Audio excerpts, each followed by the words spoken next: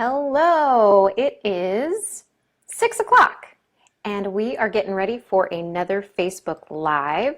So today we're here to talk about what makes a tea green, white, oolong, black, Darjeeling.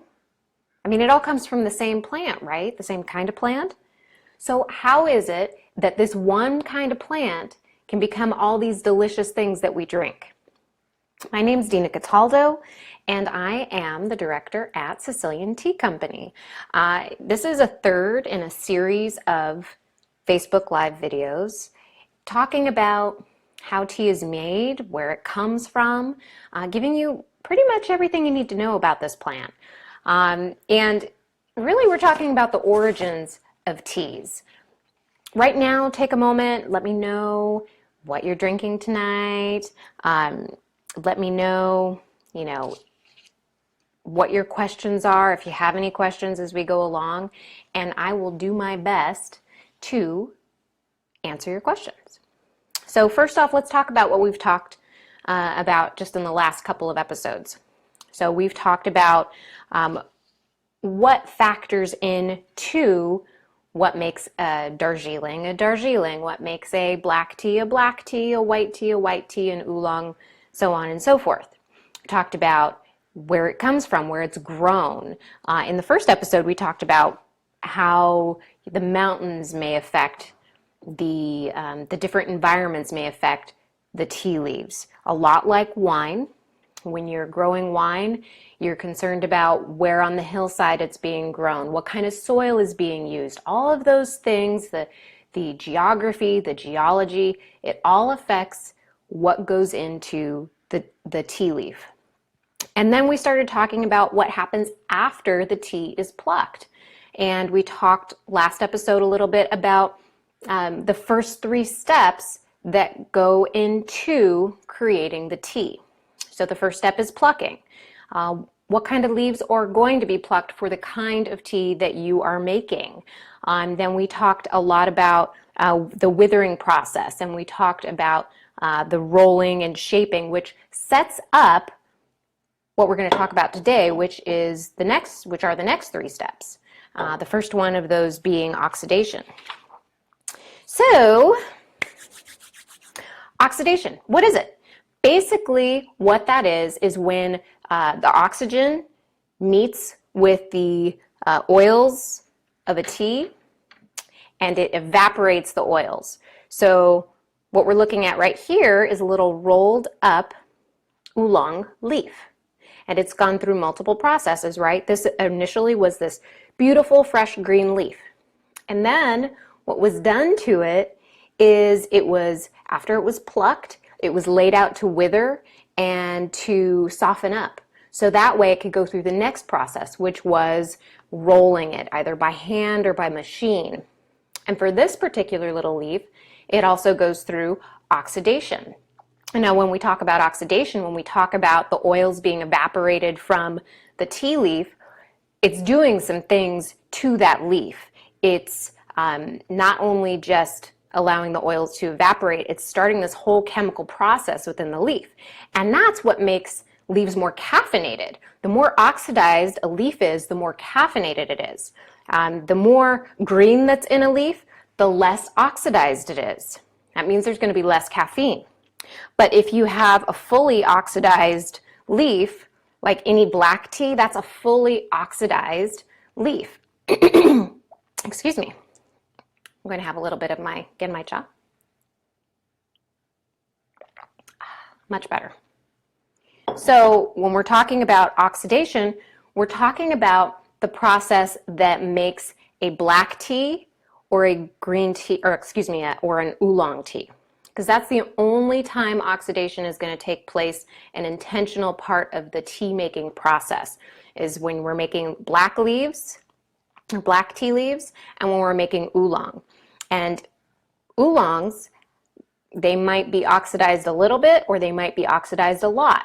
You might have a more green oolong or you might have a darker oolong. But with black teas, they're completely oxidized. We don't go through an oxidation step when it comes to white tea leaves or green tea leaves. We skip that step altogether.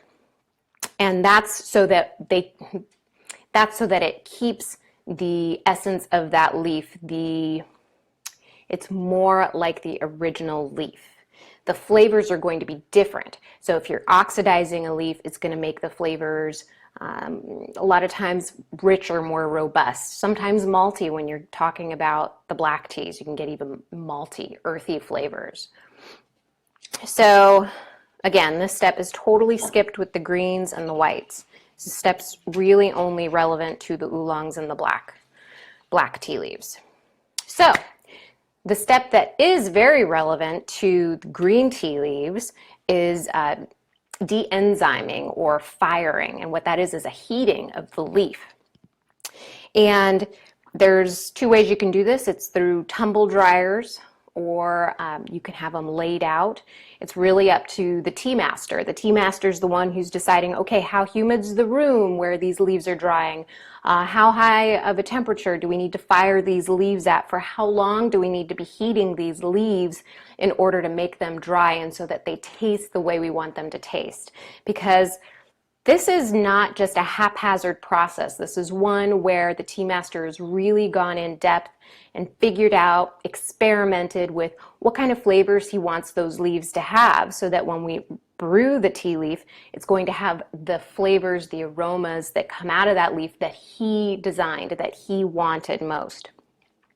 And what I'll do is I will post a link in the comments linking to the blog where there's pictures that show the tumble dryers, that show the withering process. So you have more of a visual.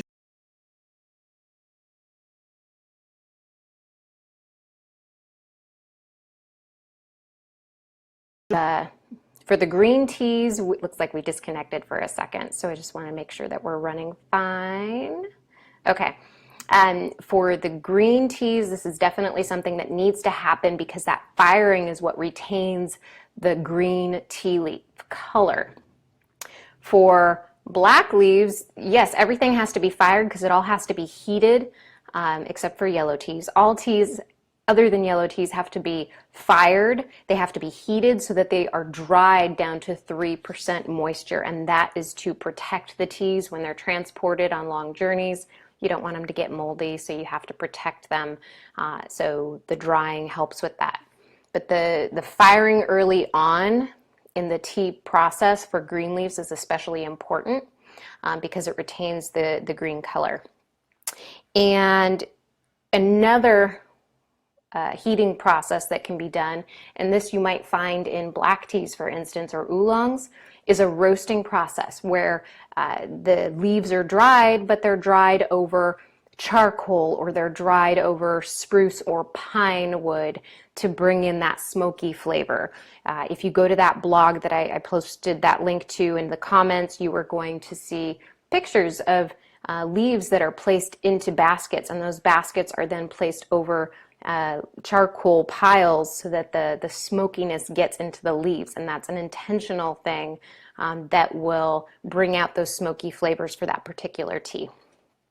All right, and then we're going to talk about sorting. Sorting is the 6th step that all teas go through, and this is important because when teas go through this long process, these 6 processes, what's going to happen is that they are going to change in size. So for instance, you're going to get black leaves that may be quite long and whole, and then when you brew them, of course, they're going to spread out and you're going to see the leaf, but sometimes they'll break, and they'll break into really tiny pieces. And you may have seen this in tea bags where you end up with tea dust. And that's normal. That's a normal part of the process. You have little bits of tea. Well, the little bits of tea brew at different rates than the big pieces of tea or the whole leaves of tea. So the little teas, the little tiny teas, the little tea dust, those are going to brew a lot faster. And so you wouldn't want the crushed up leaves to be brewed with the bigger leaves, because it's going to take less time to brew the little tea dust than it is for the bigger tea leaves. You're also going to have different flavors. So the tea dust is going to be, the flavors are not going to be as complex. The aromas are going to be a little different. I find that with the whole or partial leaf teas that I get a fuller aroma. Like you get like a bouquet, I guess is what you would call it, right? Like when you're sniffing wine, you're getting a bouquet of aromas. Well, that's the same thing that happens when you have whole leaf tea. You're getting an entirely different kind of bouquet of aromas. That's what I find. And you just don't want to brew them together because they're just different. That's all. And so that's what the sorting does, is they grade them. The whole or partial leaves are a higher grade than the tinier bits. Those are a lower grade tea. And so that's all being sorted so that it can go off into the different manufacturers, and it can go into the supermarkets and the different ways that you see them in the boxes and in the tins. That is the end of it, where it's being sent off to the different manufacturers to then be delivered to you.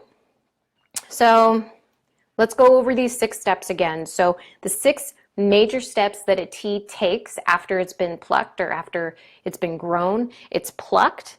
It is then withered. That is just a resting stage, a stage where the leaf starts to decompose and become softer, preparing it for the next step, which is going to be the rolling and going to be the crumbling, the shaping of the leaf so that the oil's released. And the oil can be evaporated, which is part of the oxidation process. And that is going to be for blacks and oolong teas. Then for the green teas and all of the teas, they're going to be fired or de-enzymed. And that's just, we'll talk about that in the future, about like how that affects the health benefits of those tea leaves. And then you are going to get the leaves sorted so that they all go off in the direction they're supposed to go off into. In terms of the crush, tear, curl method, which we talked a little bit about, and the whole or partial leaf teas and where those are going to go. So, ooh, that was nice and short. That was only 12 minutes. That was a little bit shorter than the last couple of videos. So if you like this video, if you found something informative on it, click like and share it. And check out the link in the comments below.